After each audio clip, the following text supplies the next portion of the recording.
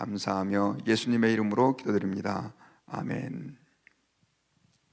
오늘은 말씀대로 이루시는 하나님에 대해서 우리가 본문을 중심으로 하나님 말씀을 듣기 원합니다. 사람과의 이 관계에 있어서 굉장히 중요한 영향을 끼치는 한 가지의 조건이 있는데 그게 신뢰입니다. 아무리 좋은 사람이라 할지라도 저 사람은 약속을 잘 안 지킨다, 이렇게 되면 그 사람을 그 다음부터는 신뢰하지 않게 되죠. 신뢰는 말과 약속과 깊은 관계가 있는데, 내가 너한테 뭘 해줄게, 혹은 언제 우리 만나자, 이렇게 약속을 해놓고 안 지킬 때 그 신뢰가 깨집니다. 그래서 우리가 인간 세상에서 말이라는 게 굉장히 중요해요. 말을 되게 조심해서 해야 되고, 또 우리가 말한 것들을 잘 지키는 그런 태도가 매우 중요합니다. 십계명에서 두 가지의 계명이 말과 깊은 관계가 있어요. 3계명에서 내 여호와의 이름을 망령되 일컫지 말아라. 그리고 9계명에서 내 이웃에 대하여 거짓 증거하지 말아라. 이게 이제 말과 관계된 계명인데, 우리가 말은 늘 하는 거다 보니까 별로 대수롭지 않게 생각하고, 함부로 하나님의 이름에 대해서 말하고, 하나님을 이용해서 말하고, 또 이웃에게 거짓말을 하는데, 결국 이러다 보면 사람과의 관계가 깨지게 되고, 그렇게 되다 보면 또 우리가 하나님 앞에서 주님의 자녀로서 부끄러운 모습을 드러낼 수밖에 없기 때문에 하나님께서 그렇게 말과 관계에서 계명까지 우리에게 주신 거 아닌가 하는 생각이 듭니다. 그런데 주님이 그렇게 계명을 주셨다는 얘기는 이게 어렵다는 얘기입니다. 우리 모두가 다 말을 잘 해야 되고 또 말한 대로 지켜야 되는데 이게 굉장히 어려워요. 특별히 범죄한 우리 인간들은 자꾸만 말을 이용해서 나의 이익을 취하려고 하고 나의 영광을 구하려고 하는 태도가 우리 삶에 많이 나타나게 됩니다. 이런 태도는 무엇으로 이어지냐면 하나님의 말씀을 믿지 못하는 태도로 이어지죠. 사람의 말을 못 믿다 보니까, 그리고 사람을 신뢰하지 못하다 보니까 하나님도 신뢰하지 못하고 하나님의 말씀도 신뢰하지 못하게 되는 거예요. 여러분, 아담이 하나님께서 선악과를 따먹으면 네가 정령 죽으리라, 이 말씀을 신뢰하지 못하고 결국 선악과를 따먹어서 죄를 지은 것처럼, 또 예수님 시대 때도 많은 사람들이 예수님의 말씀을 믿지 않았잖아요. 결국 사람과의 신뢰가 깨진 그 사회에서는 하나님의 말씀도 믿기가 어렵다라고 하는 것입니다. 근데 이게 굉장히 중요한 이유가 뭐냐면, 우리는 보이지 않는 하나님을 믿습니다. 우리 기독교를 말씀의 종교라고 얘기하는데, 하나님이 보이지 않고 사실 하나님의 소리가 귀에 들리지 않아요. 어떻게 우리가 하나님을 신뢰하느냐? 우리는 주님께서 우리에게 말씀하신 것을 기록한 성경을 믿으면서 신앙생활을 하는 것입니다. 그런데 오늘날 우리가 살고 있는 사회에는 사람들이 성경을 믿지 않아요. 예전에 어떤 목사님이 그 목회자들에 대해서, 여러분 요즘 목사님들 예수님 안 믿습니다, 뭐 이런 얘기를 해가지고 굉장히 큰 이슈가 된 적이 있었습니다. 그 말을 좀 깊이 생각해 보면, 우리는 예수님을 믿는다고 하면서도 예수님이 뭘 믿느냐는 거죠. 주님의 말씀을 믿어야 되는데 결국 그 말씀을 믿고 살지 못할 때가 너무 많다는 거죠. 오늘 여러분 본문에 보면 이제 바로 이 내용을 강조하는 부분이 계속해서 오늘 본문에 기록이 되어 있습니다.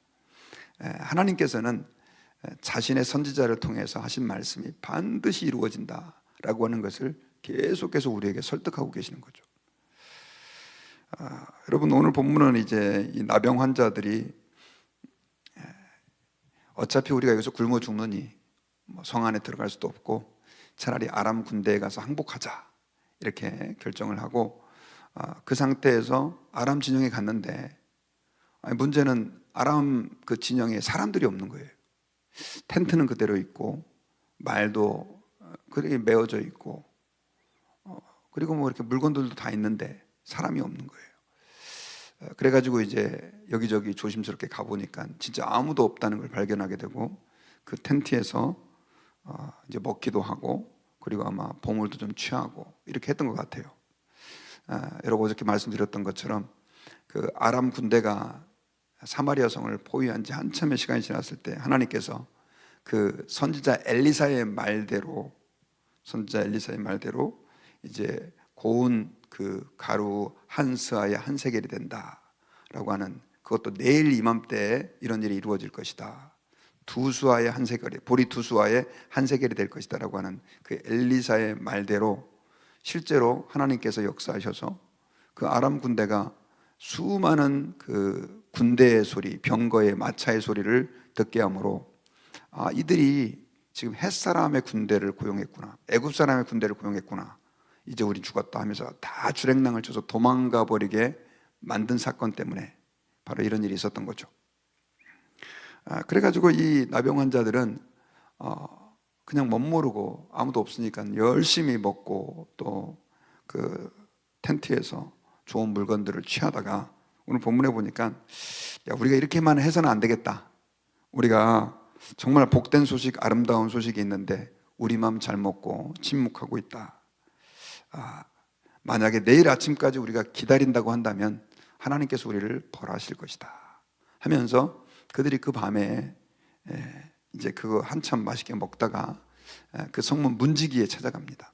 문지기에게 찾아가가지고 그들에게 우리가 아람 진에 가보니까 사람도 없고 말과 나귀만 베어 있고 텐트들도 그대로 다 있습니다 라고 얘기를 하게 되죠. 그 나병 환자들은 성 진영 바깥에 있었기 때문에 이 성문 안쪽과 완전히 단절된 상태에 있었잖아요. 그 이야기를 이 문지기들이 듣고 그들이 이제 너무 기뻐하면서 왕궁 안에 있는 왕에게 그 소식을 전달을 합니다. 그러면 그 전날 바로 엘리사에게 이 사마리아 성의 회복에 대한 이야기를 들었으면 왕이 좀 믿어야 될 텐데, 이 아람이 아니죠, 죄송합니다. 이 여호람 왕은 믿질 않았어요. 그러면서 뭐라고 얘기를 하냐면, 지금 이 아람이 전략을 쓰는 거다. 이들이 조금 이렇게 다 약간 뒤로 후진으로 탈퇴했다가 우리가 도망간 줄 알고 그 사마리아 성에 있는 사람들이 성 밖으로 나오면 그때 우리를 치려고 그렇게 계획을 하고 작전을 짜는 거다. 왕이 이렇게 얘기를 해요. 이렇게 믿음이 없어요.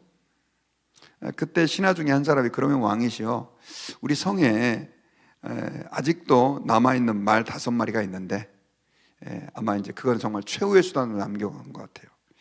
뭐 어차피 성 사람들처럼 거기 있는 말이나 아니면 그 마병들이나 다 비슷한 운명인데 만약에 왕의 말이 사실이라 한다 할지라도 거기 가서 죽나 여기서 죽나 똑같으니까 그들을 내보내서 정탐을 하게 해봅시다 해가지고 그 사람들을 5명을 이렇게 정탐꾼으로 내보냅니다. 그래가지고 이들이 말을 타고 가보니까 과연 아무도 없는 거죠. 그리고 혹시 아람길로 퇴각했나 가서 쭉 쫓아가 보니까 이들이 퇴각을 하고 있는 걸 확인을 하게 된 것이죠. 그러면서 길가에 막 그 무기라든가 이런 것들을 다 그냥 버리고 정신없이 도망가고 있는 것들을 보게 된 거예요. 그래가지고 이 사람이 돌아와가지고 왕한테 이걸 보고를 하게 되고 그리고 백성들이 이제 그 말을 듣고 성문을 열고 그 아람 그 수십만의 사람들이 버리고 간 그것들을 다 이제 탈취하고 먹을 것도 이제 구할 수 있게 된 것이죠. 이게 엘리사의 말대로 하루아침에 이루어지게 된 일입니다. 그래서 여기 보면 16절에 백성들이 나가서 아람 사람의 진영을 노락한지라 이에 고로운 밀가루 한 스아에 한 세겔이 되고 보리 2수아가 한 세겔이 되니 여호와의 말씀과 같이 되었고 라고 하면서 하나님의 말씀처럼 되었다라고 하는 것을 성경에 기록하고 있고요. 그때 또 좀 불미스러운 일이 있었습니다. 무슨 일이 있었냐면 엘리사와 같이 왕과 그 신하가 엘리사에게 찾아가가지고 엘리사로부터 내일 이맘때에 고운 가루 한 스아에 한 세겔이 되고 보리 2수아에 한 세겔이 된다라고 하는 예언을 들었을 때 그 신하가 이렇게 얘기했거든요. 하나님께서 하늘에 창문을 내신들 어떻게 그런 일이 있냐라고 하면서 그 엘리사를 통해서 증거된 말씀을 조롱했던 그 신하에 대한 얘기가 기록되어 있어요. 그에 대해서 엘리사가 그랬어요. 네가 하나님 말씀을 믿지 않았으니까 너는 그걸 보게 될 것이다. 그러나 너는 그것들을 먹지 못하게 될 것이다. 이 예언을 하게 됐는데 이 사람은 이제 왕의 명령을 받아가지고 그 성문 입구에서 아마 질서를 통제하고 하는 역할들을 하기 위해 갔던 것 같아요. 근데 사람들이 떼거지같이 이렇게 밀려 나오니까 그 군중에 떠밀려가지고 거기서 밟혀가지고 죽게 되는 일이 일어났다라고 오늘 성경에서 기록을 하고 있습니다. 자, 이 사실들을 통해서 하나님께서 우리에게 하시고자 하는 말씀이 있어요. 그게 뭐냐면 이 16절부터 20절까지 반복해서 계속 얘기한 것이 뭐냐면 하나님께서 말씀하신 것이 그대로 이루어졌다. 하나님이 말씀하신 것들이 그대로 이루어졌다는 것을 계속해서 강조하려고 하는 것이죠. 참 놀라운 기적인데 하나님은 우리에게 이 본문을 통해서 가르쳐주고 싶은 것이 뭐냐? 그겁니다. 하나님의 말씀은 그대로 이루어진다는 것이죠. 왜 그러면 하나님의 말씀이 그대로 이루어진다는 걸 강조하느냐? 제가 서두에 말씀드렸던 것처럼 사람들이 하나님의 말씀을 잘 믿지 않기 때문에 그렇습니다. 오늘날 우리가 여러분 예수님을 믿고 신앙생활을 한다고 할지라도 많은 사람들이 하나님의 말씀을 전적으로 신뢰하지 않는 사람들이 너무 많아요. 성경을 읽으면서도 좋은 말씀이네, 그러네 하면서도 그 말씀대로 믿지를 못하는 거예요. 말씀대로 믿지 못한다는 의미는 말씀대로 살지 못한다는 것입니다. 그럼 말씀대로 안 살면 어떻게 사느냐? 세상의 원리대로 사는 거죠. 세상에서는 어떤 삶의 공식이 있습니다. 열심히 해야 되고 또 이렇게 해야 되고 저렇게 해야 되고, 그렇게 살면 세상에서 성공한다고 우리는 생각을 하는 거죠.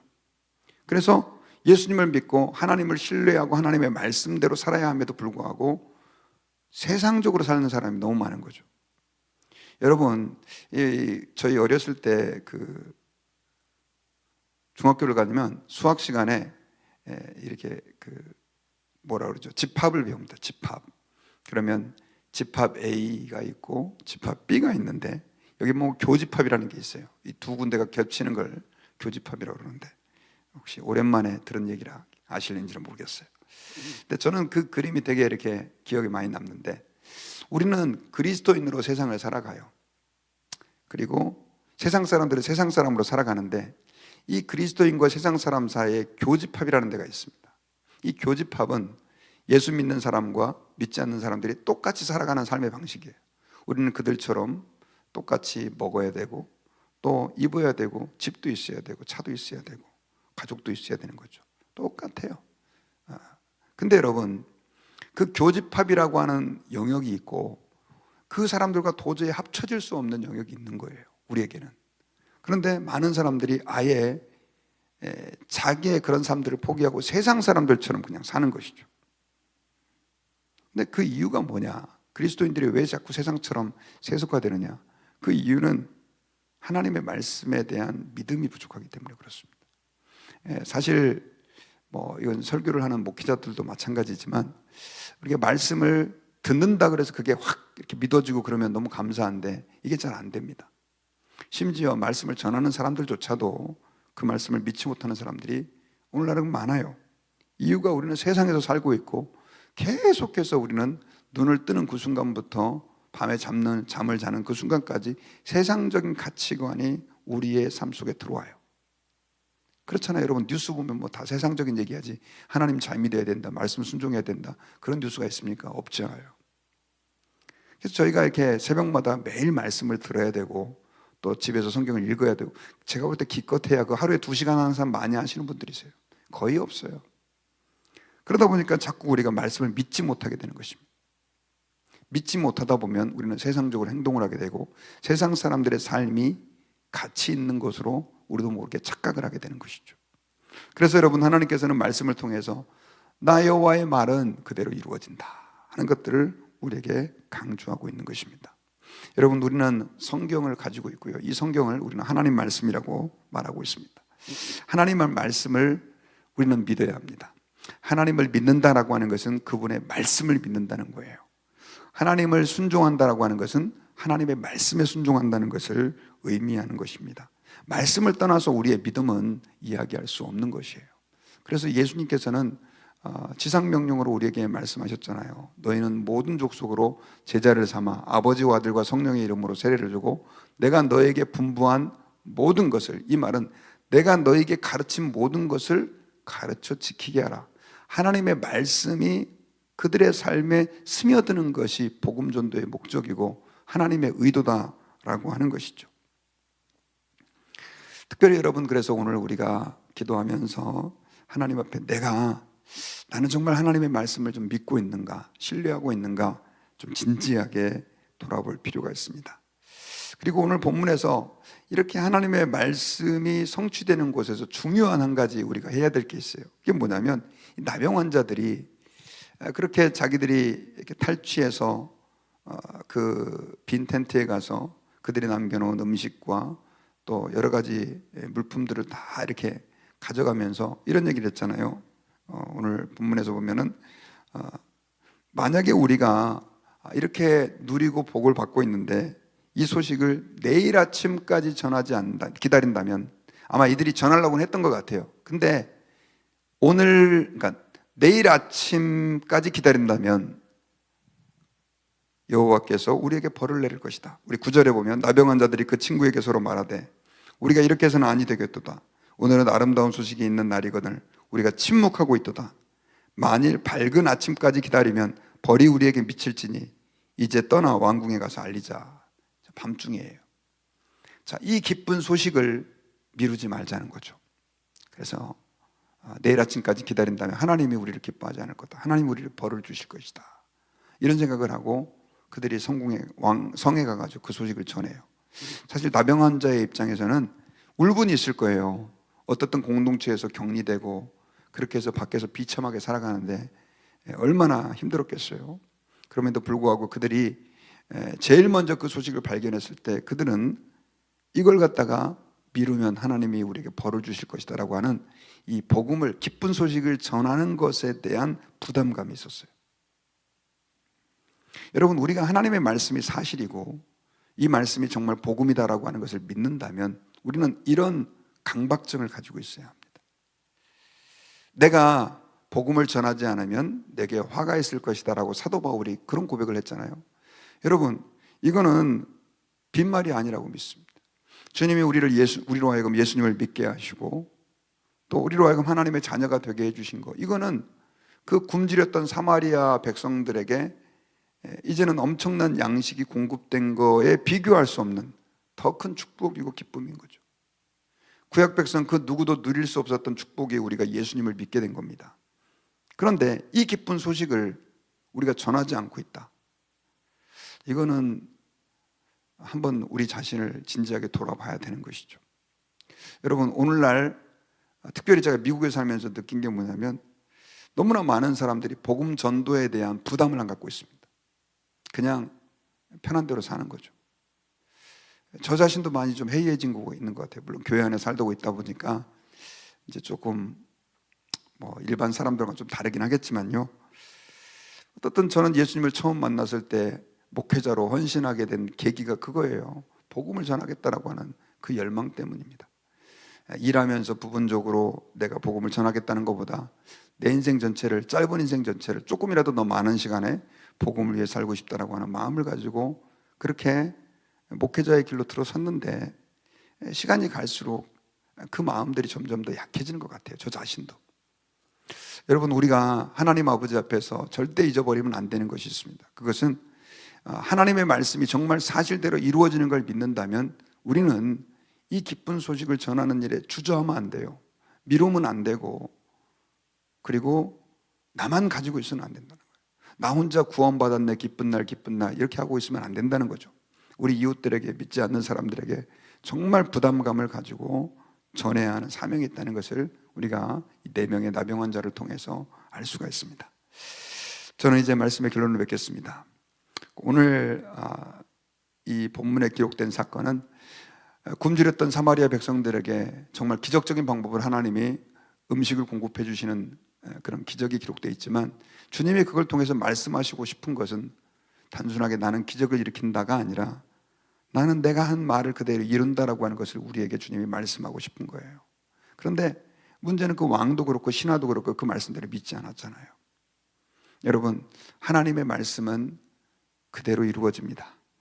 그래서 우리가 이걸 믿고 특별히 우리가 남은 생애 동안 말씀을 사랑하고 그 말씀에 의지하여 살아가고 말씀대로 살아갈 때 주님께서 우리에게 정말 큰 역사를 이루어 주시고 우리가 복된 인생이 되게 되는 줄 믿습니다. 기도하겠습니다. 하나님 감사합니다.